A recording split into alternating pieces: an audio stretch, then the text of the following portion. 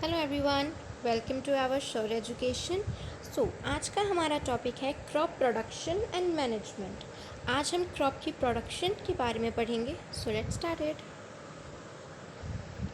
First is what are crops. पहला है crops क्या होती हैं। तो क्रॉप्स का मतलब होता है when we cultivated same kind of plants on a large scale at one place, it is called crops।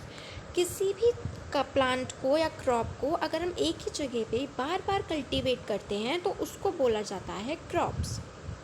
It is called crops. किसी भी मतलब जस्ट सपोज कॉटन की प्लांटेशन करनी है हमको, लेकिन हम बार बार एक ही जगह पे उसको प्लांटेशन कर रहे हैं तो उसको बोला जाएगा crops. Next is types of crops. कितने टाइप के क्रॉप्स होते हैं? तो ये आपके 3 टाइप के क्रॉप्स होते हैं। First one is our zaid crops. Zaid crops जो होती हैं show between rabi and kharif crops in summer season. Summer season में मार्च टू जून के बीच में, यानी समर सीज़न में मिलेंगी आपको जेड क्रॉप्स देखने के लिए। ये जेड क्रॉप्स आपके होते हैं सीजनल फ्रूट्स एंड वेजिटेबल्स। जो सीजनल फ्रूट्स और वेजिटेबल्स होते हैं ये आपके जेड क्रॉप्स में आते हैं। ठीक है। Next second is kharif crop. Kharif crops जो होती हैं आपकी sow in rainy season June to September. ये आपको रेनी सीजन में देखने को मिलेंगी जून टू सितंबर के बीच में। इसके एग्जाम्पल्स भी आपको यहाँ दिए हुए हैं, जस्ट लाइक पैडी, मेज, सोयाबीन, ग्राउंडनट एंड कॉटन। मैंने आपको एग्जाम्पल के तौर पे यहाँ पे कॉटन का पिक्चर भी दिखाया हुआ है। This is the picture of cotton. तो खरीफ क्रॉप्स जो होती हैं वो आपको रेनी सीजन में देखने को मिलेंगी जून टू सितंबर के बीच में, जून टू सितंबर। और इसके एग्जाम्पल्स जो रेनी सीजन में जो क्रॉप्स हमको देखते हैं, जिन्हें खाते हैं, वो होती हैं पैडी, मेज, सोयाबीन। ग्राउंडनट एंड कॉटन को खाते नहीं है, कॉटन का हम यूज़ करते हैं। Next third one is our rabi crop. Rabi crops जो होती हैं हमारी वो हमें विंटर सीजन में देखने को मिलती हैं। Rabi crop sow in winter season. Rabi crops हमें विंटर सीजन में देखने को मिलेंगे। कब से कब तक? October to March. October to March winter season में हम रबी क्रॉप्स को देख सकते हैं। इसके एग्जांपल्स भी हैं wheat, gram, P, mustard and linseed. ये इसके एग्जांपल हैं। And example I show the picture of wheat. मैंने वीट का पिक्चर भी आपको यहाँ पे शो कराया हुआ है। नेक्स्ट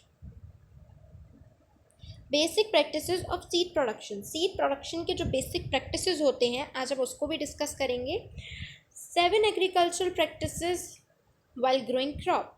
क्रॉप को ग्रो करने से पहले कुछ 7 एग्रीकल्चर प्रैक्टिस होती हैं जिन्हें हमें फॉलो करना होता है ताकि हमारी जो क्रॉप है वो अच्छी ग्रो कर सके। First is preparation of soil. पहला हमें सॉइल को प्रिपेयर करना पड़ता है ताकि हमारी अच्छी फसल उग सके। So first is preparation of soil. Second is our sowing. Sowing का मतलब होता है planting of seed of a crop in soil. जो बीज होता है वो हमें सॉइल में, जो बीज होते हैं ना उसको फील्ड में प्लांटिंग करनी पड़ती है, उसकी उस बीज को बोना होता है ताकि हमारे जो क्रॉप्स हैं वो ग्रो कर सके। Third one is our adding manure and fertiliser. फिर हमें उस दिन फर्टिलाइज़र और मैन्योर ऐड करना होता है ताकि जो सॉइल के जो सॉइल है उसकी जो ग्रोथ है उसमें और जो न्यूट्रिएंट्स हैं उसमें डेवलपमेंट आ सके ताकि वो थोड़ा फास्टली ग्रो कर सके। Fourth is our irrigation.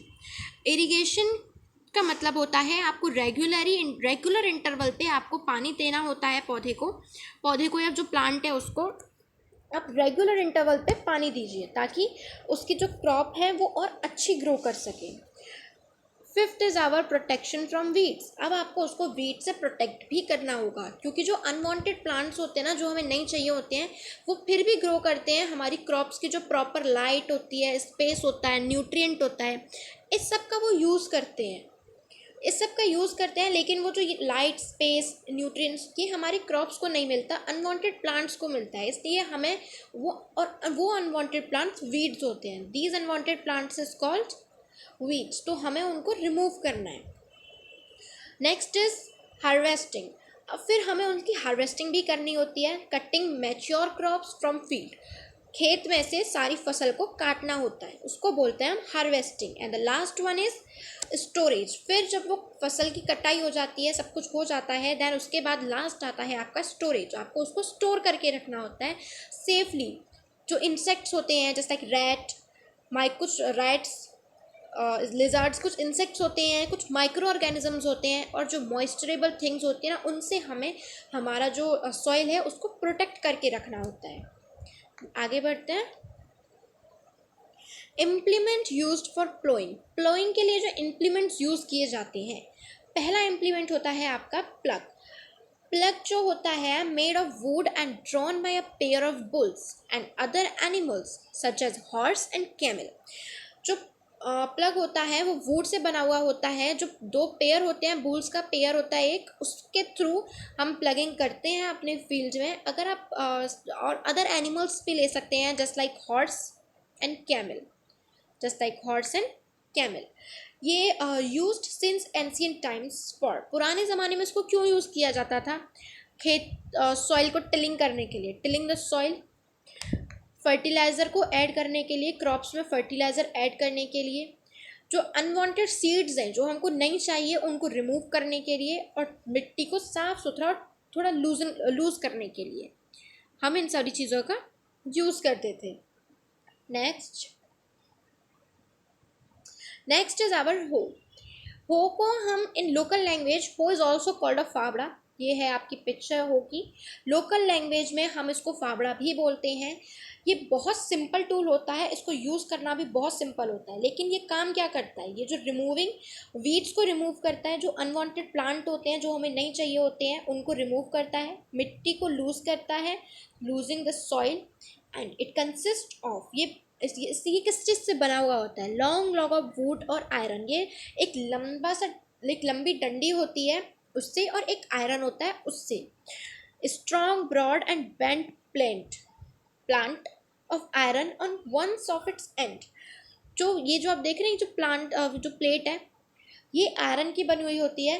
तो इसी के थ्रू हम जो अनवांटेड प्लांट्स हैं, वीड्स हैं, इसके थ्रू हम उन सबको रिमूव कर सकते हैं। नेक्स्ट,